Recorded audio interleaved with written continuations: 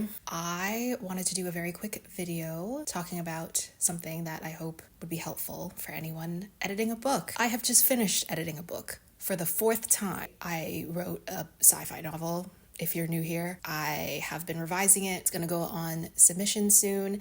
This book at some point was over 120,000 words, which might not sound like a lot, but it didn't need to be that long. So today I'm going to share some of the tips that I was following as I was trying to trim the word count and line edit my book and truly polish it for submission and potential publication. I think learning the skill of how to self-edit as a writer is very important, no matter if you're going into indie publishing or traditional publishing. I think sometimes writers think that they can write the first draft and then once they get a beta reader or once they hire an editor, they're gonna fix all their problems and point out all the things that need to be fixed. Not necessarily true. I think at the stage where you are engaging with a beta reader, a critique partner, or an editor, those are very, very important parts of revision. That stage will be most effective if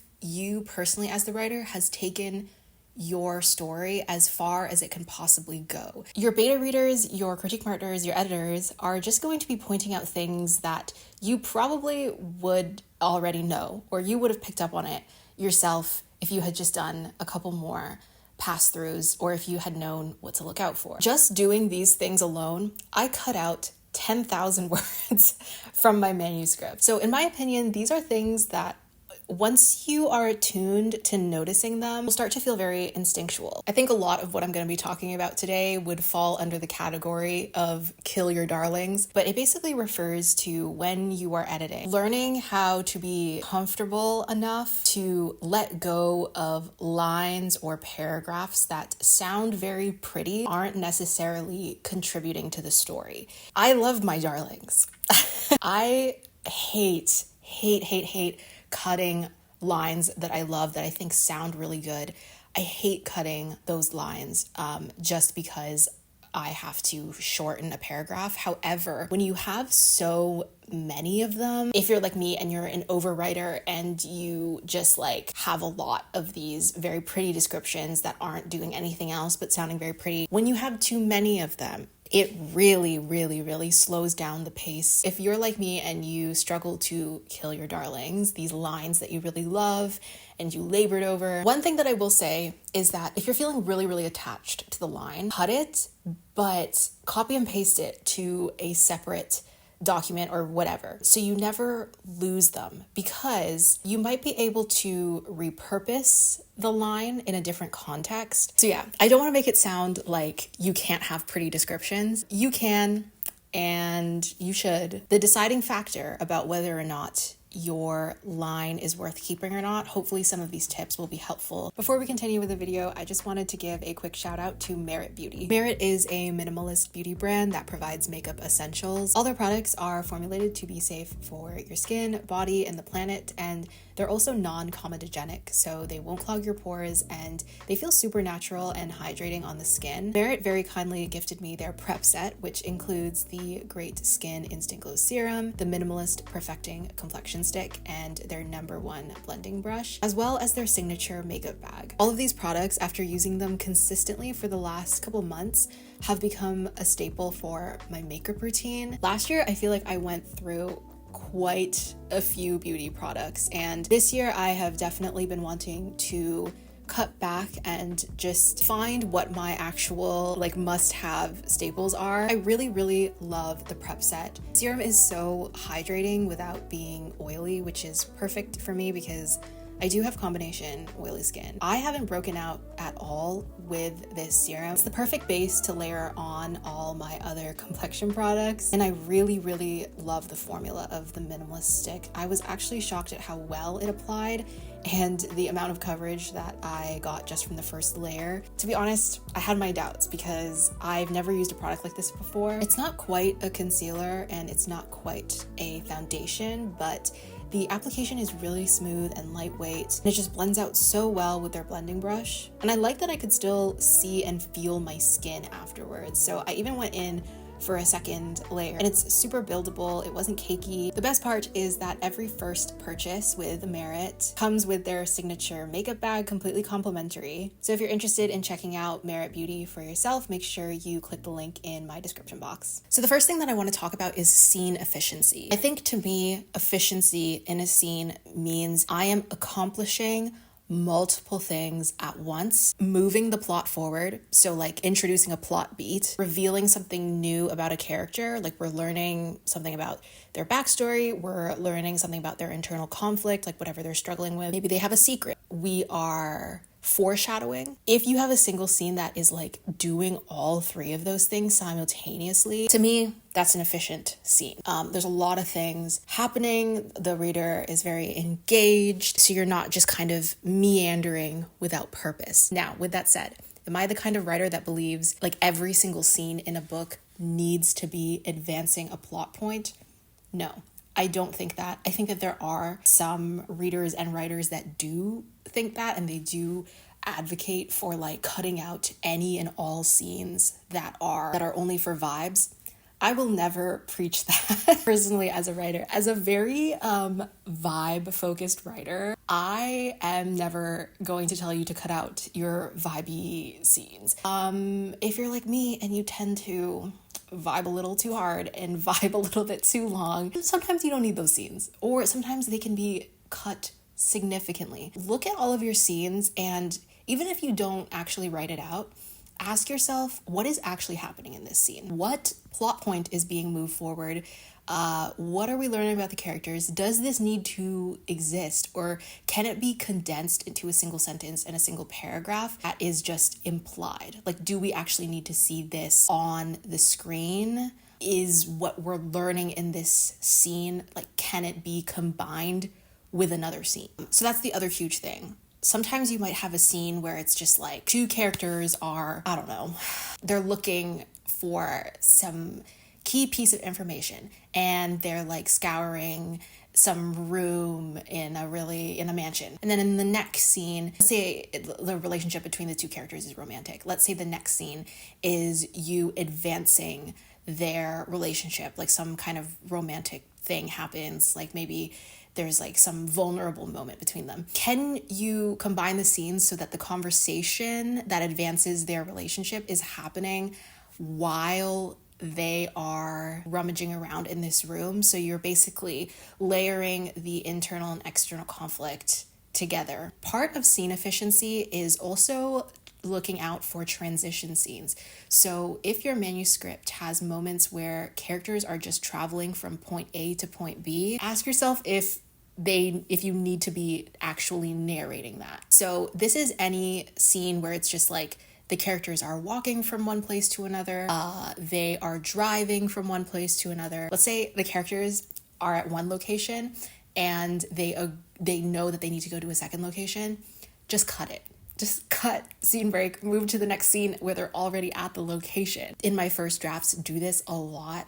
I tend to just like have characters bantering a lot while they're moving between locations. It actually significantly added to my word count. So in my revision, I was cutting out a lot of these moments where characters are just traveling, but I did keep, I think, one or two in. And the only reason I kept them in, the traveling itself is like important to the plot. There are two characters that going from one place to the other, and a location that they are passing along the way is like very important and pivotal. So there's like world building elements, and so that's why I kept that particular scene. Second thing that I want to talk about is extraneous detail. So this is just like descriptions that are too long, scenery, mood, atmosphere, when you're maybe like if you're in your character's head too long and they're just like monologuing a lot about like their feelings, or this could even be describing someone's physical appearance for too long. Just a side note, I'm gonna say that this is like a sub note of extraneous detail.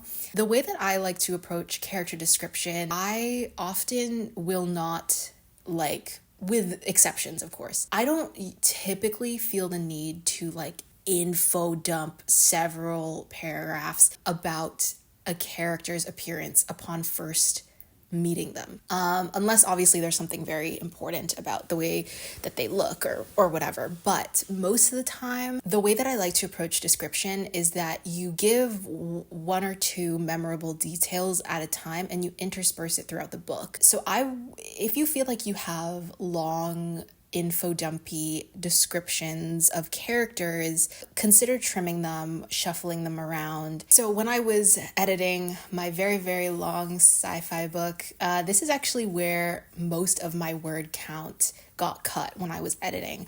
I would just cut out like not even whole blocks of text at a time, but even cutting out 1-2 sentences out of a paragraph every several paragraphs, that really starts to add up. And then by the end of Act 1, I'm just like, oh, that's like straight up like 2,500 words just gone. I don't think that there's anything necessarily wrong with extraneous detail. And I think if you are in your first draft still, like your first or second draft, sometimes adding those extra details just for yourself is really important. You as the writer need to write it for yourself because you're still like visualizing it. Some of the questions that I ask myself whenever I'm looking at descriptions is, would a reader be able to imply this from other descriptions? Is this something that is described, has already been described in a previous scene or will be described in a later scene? So that way you're not repeating imagery. So then next on my list, and this is definitely related to extraneous detail, but it is slightly different, and that is metaphors outstaying their welcome. A question that I ask myself when I'm writing any kind of like figurative language is like, have I made my point already? I kind of see a metaphor as like a crescendo. And for me, a metaphor is just when you've like hit that crescendo, but you're still going and you're like extending it farther and farther. And a reader would be like, okay, I get it. Another thing to look out for is if you have reoccurring motifs in your book, I would run a search in your manuscript to see how many instances that comes up and how many times you are kind of referring to that imagery. A motif to me is sort of this like reoccurring element in your book that every time it's brought up, you're adding to the reader's perception of it, like you're slightly twisting it or tweaking it. And so every time it comes up, it should be intentional, and you shouldn't be bringing it up too many times because you can start to water down the effectiveness of the motif. And the last thing that I want to talk about is mainly about your ending. For me, I don't really know what to call this, but I guess asking yourself, what can you leave up for interpretation? I guess this is also subtext. I think some people like to think about this as trusting your reader. You should know where your book ends and make sure that that is the ending. You know, if you think about a general like 3 or 4 act story structure, in that latter part of the book, you're going to have the rising action, climax, and then denouement. Everything that happens post-climax should just be considered a bow. You know, like you're just tying the bow on things. Of course, there are exceptions to this. I never want to say like this is 100% how you should write this, because that's just not very helpful. I know that the 3-act, 4-act story structure is very, very much focused on like Western storytelling structures. For me and the types of audiences that I'm writing for, and knowing that this book is going to be going on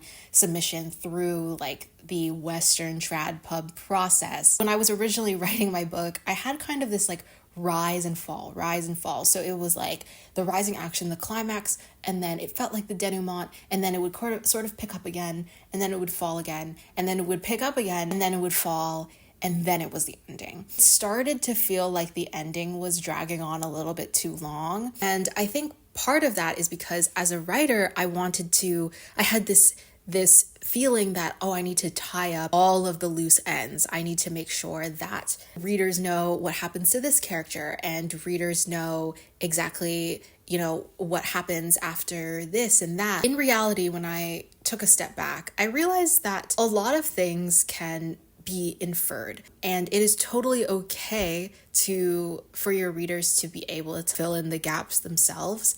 And that's also, again, where the scene efficiency comes in, because you want to, in as few scenes as possible, be able to get your point across. And so some plot points post-climax can happen off screen. Powerful thing about leaving things up for interpretation is that you kind of give your reader something to think about at the end. I don't know, maybe this is just kind of me as a reader. I like when stories don't feel like a door has been closed. The approach that I have taken with so many of my stories is that it feels like even though it's the end of the story and you're leaving these characters, that their lives are still extending past the end, you know? I think those are the kinds of stories that like linger with me. So I will say, like, all of those extra scenes that I originally wrote into my book, I don't regret writing them, because I think, again, sometimes you just need to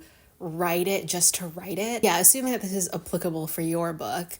When I was writing my book, I wanted a reader to walk away from it feeling like, yeah, they have something to think about, whether it's the fate of the world or the characters. So yeah, that's it. My next video is going to be a very exciting video. So you can take your guesses at what it is going to be. As always, if you want to be the first to keep up with like my writing projects and stuff like that, you can subscribe to my Substack. I have so many fun newsletters that I have drafted that I want to. There's going to be one that is going out at the end of this month, and I have some other ones planned for the rest of Q1, I guess. So yeah, I promise not to spam your inboxes. But yeah, thank you guys so much for watching. I will see you guys in my next video, and I hope all your writing projects are going well.